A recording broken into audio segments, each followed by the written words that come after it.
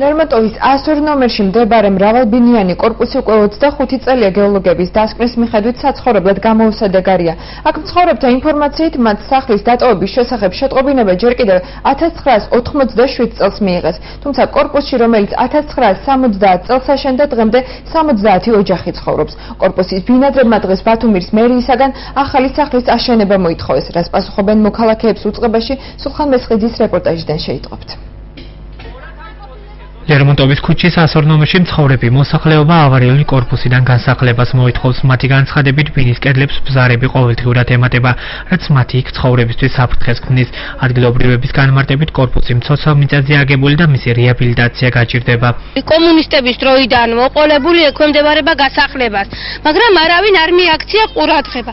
დღითი დღე სახლი იხრება, იჭირება, საძირკველი არა აქვს ჩვენ სახლს, სკდება კედლები, ცენტრალური კედლები დახეთქილია, dabzarულია და მოვითხოვთ დაგვაკმაყოფილონ იმით, რომ მოგცენ სათანადო ბინები და შემდეგ თუ უნდათ სახლის გამაგრება, გაამაგრონ და გაყიდონ თვითონ. ყველა ბინაში მაცხოვრებელი მოითხოვს იმას, რომ რამენაირად დახმარება გაგვიწიო. რამენაირად, იმიტომ რომ არ შეიძლება. მე აქ ხედავ რაშია საქმე, როგორი ბზარებია და არის ყოველთვის მაგას.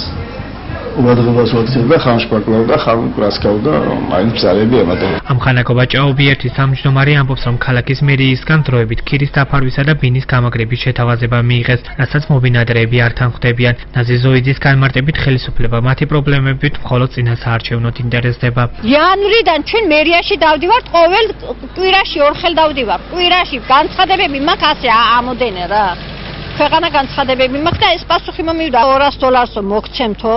და გადითო ხალხმო და $200 ვერ გადიან ეს ხალხი. დაამთავრდა ეს არჩევნები შვილო, კაციშვილი ყურადღებას არავინ აღარ გვაქცევს. ბათუმის მერიაში განმარტავენ, რომ მუნიციპალური პროგრამის ფარგლებში აღნიშნულ კორპუსს რეაბილიტაცია იმ შემთხვევაში ჩაუტარდება, თუ კი მობინადრეების შეთავაზებულ წინადადებას დათანხმდებიან. რამაზ მამულაძე ამბობს, რომ მობინადრეებს კორპუსის დემონტაჟი სურთ, რისის საჭიროებაც მისი აზრით არ არის. მერიის იურიდიული განყოფილების უფროსის განმარტებით, მერია აღნიშნული კორპუსის გასამაგრებლად 300,000 ლარის დახარჯვას აპირებს. ის მერია აპირებს დახარჯოს დაახლოებით 300,000 ლარამდე. თან სამშენებლო სამუშაოების დროს აპირებს, რომ იქ მცხოვრებ მოსახლეობა, რომლის ცხოვრება შეუძლებელი იქნება სარემონტო სამუშაოების დროს, გამოიყვანოს და გადაუხადოს მათ ბინის ქირის თავს. მე როგორც ვიცი, მათი მიზანი არის, რომ დაეიშალოს ეს სახლი, თუმცა აქ საუბარია ექსპერტის დასკვნაზე, სადაც არ არის პირდაპირ მითითებული, რომ ამ სახლის დემონტაჟი უნდა განხორციელდეს. შესაძლებელია ამ სახლის გამაგრებითი სამუშაოების წარმოება და შემდგომი ექსპლუატაცია, შესაბამისად, მისი დემონტაჟი ვერ განხორციელდება.